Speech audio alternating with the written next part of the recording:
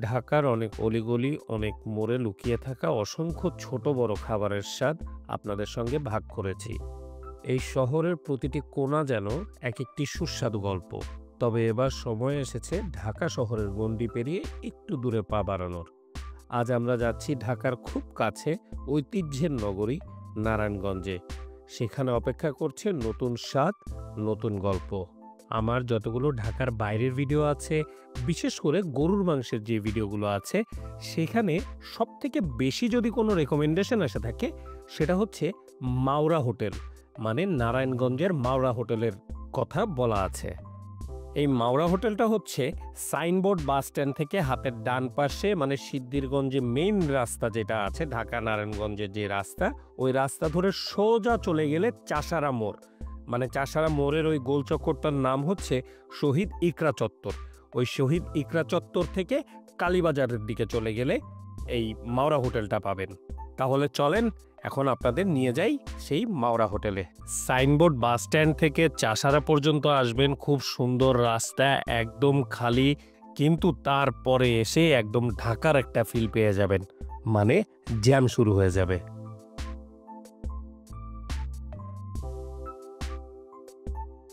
এরপর অনেক জ্যাম, অনেক রিক্সার হই হুল্লোড়, সব কিছু যখন শেষ হবে, শেষ পর্যন্ত আপনারা যায় পৌঁছাবেন সেই ঐতিহ্যবাহী 1928 সালে প্রতিষ্ঠিত এই মাওরা হোটেলে।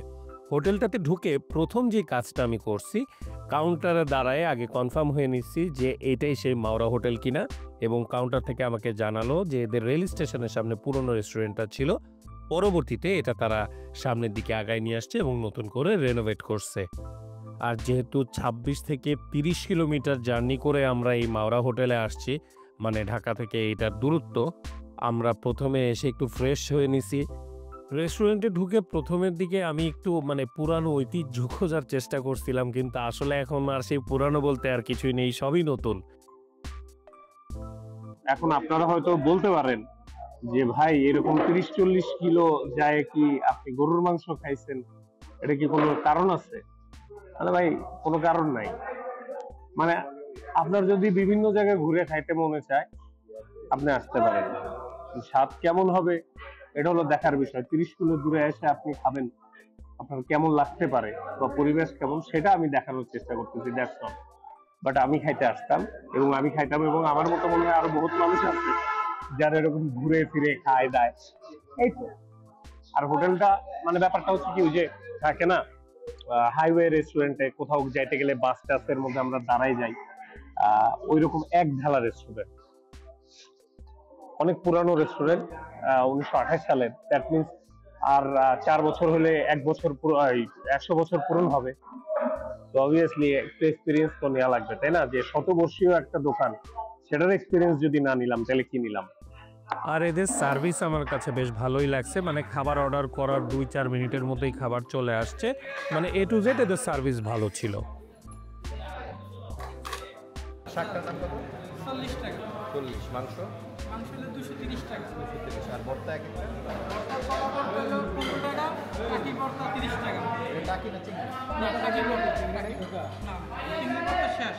টাকি 30, কলা 15। কলা 15, টাকি 30। খাবার দাবারের শুরুটা সবসময় শাক বা ভাজি দিয়েই হয়, তো আমিও শাক দিয়েই খাবার শুরু করলাম। শাকের স্বাদটা না একদম শাকের মতো।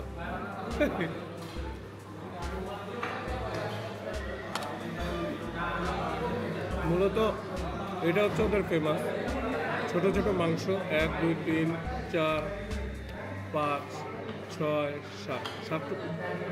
আর এখন বলি মাওরা হোটেলটা যেই কারণে বিখ্যাত, তাদের গরুর মাংস। এই গরুর মাংসটাই মূলত আমি খেতে আসছি এখানে। গরুর মাংস দাম অনুযায়ী মাংসের পিসগুলো একেবারেই ছোট, মানে 230 টাকায় হাফ প্লেট, মাংসের সাইজ ছোট। যদিও ভিডিওতে দেখে মনে হচ্ছে যে একটু বড় মাংস, তা আসলে না। 7 পিস প্রথমে দেবে, পরবর্তীতে আরও 3 পিস দিবে। মাংসের স্বাদ বলবো অর্ডিনারি স্বাদ, মানে আপনাকে যে 25 কিলো এসে খেতে হবে, না খেলে কিছু মিস করবেন, আসলে বিষয়টা সেরকম না। তারপরেও আপনি চাইলে আসতে পারেন। ডিসেন্ট মাংস, মানে ভালো মাংস, ডিসেন্ট। নর্মালি শুকনা মরিচ দিয়ে যদি টাকি মাছ ভর্তা করা হয় সেটা আমার কাছে খুব একটা ভালো লাগে না, বাট এদের টাকি মাছ ভর্তাটা আমার কাছে জেনুইনলি ভালো লাগছে। অনেকাংশে আমার কাছে এদের গরুর মাংস থেকে এদের ওই টাকি মাছ ভর্তাটাই বেশি ভালো লাগছে। সো টাকি মাছ ভর্তার জন্য 100% একটা থামস আপ। ভালো, টাকি নট ব্যাড, এভারেজ এভারেজ, ভালোই লাগে ভাই, আমরা দুজন এভারেজ। আর মাওরা হোটেলের খাবার দাবার শেষ করে এখন আমরা যাচ্ছি ড্যামরা বামল এলাকায়। ওটা হচ্ছে সজীবের রেকমেন্ডেশনে যাচ্ছি। ওর এখানে নাকি সুমন মিষ্টান্ন ঘরে একটা চমৎকার মাঠা আর দই পাওয়া যায়, সো ওইটা খাইতে হবে। আর ওইখানে গিয়েও আমাদের কিছু ভাই ব্রাদারের সাথে দেখা হয়ে গেছিল। ভাইরা আমাকে জিজ্ঞাসা করতেছে যে ভাই আপনি কি ঘুষ টুস খান? না, আমরা বলতেছি যে খাবার খেয়ে গুল পাই না, ঘুষ কখন খাবো? আর এই হচ্ছে সুমন মিষ্টান্ন ভান্ডারের সেই পপুলার মাঠা। এটা এই অঞ্চলের বেশ বিখ্যাত, মানে বিশেষ করে রোজার মাসে এই মাঠাটা পাওয়াটা খুবই দুষ্কর ব্যাপার। এবং আমি খেয়ে দেখছি মাঠাটা আসলেই বেশ মজা, বাট একটু মিষ্টি টাইপের, কিন্তু খুবই সুস্বাদু। আর সজীব আমাদেরকে শুধু মাঠা খায় ছাড়তেছে না, সে আমাদের প্রচুর মিষ্টি খাওয়াইছে এবং এদের মিষ্টিগুলো আমার কাছে বেশ ভালো লাগছে, মানে মিষ্টিগুলো বেশ মিষ্টি। কালী মন্দিরের কি অবস্থা? কাঁচাগোল্লাটা হচ্ছে কি কাঁচাগোল্লা, কাঁচাগোল্লাটা খুব মজা, মাথাটা খুব মজা, বাট ওনাদের ওই দইটা আমার খুব টেস্ট করার ইচ্ছা। ওনাদের দইটা নাকি হেভি ফেমাস। সাদা কেন? কিসের গরুর দুধ? গরুর দুধ নাকি মহিষের দুধ?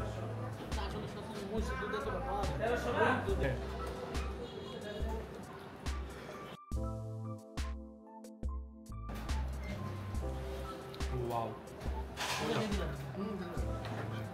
মজা মজা মজা মজা, মিষ্টি, এদের মিষ্টিগুলো মিষ্টি।